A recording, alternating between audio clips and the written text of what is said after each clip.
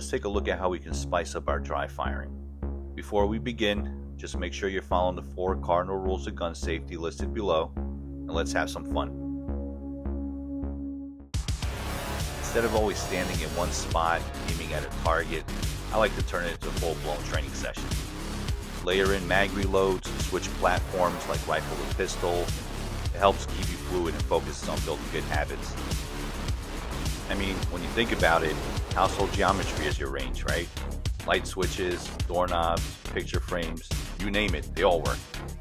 With that in mind, I like to run around room to room, get some cardio in, treat everyday objects as threats, and make it more engaging.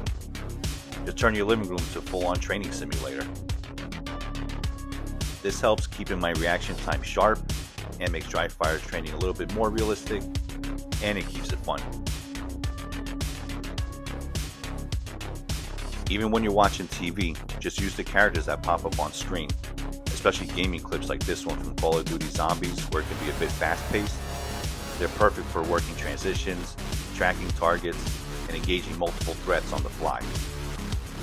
Always remember, secure the skills and own the mindset.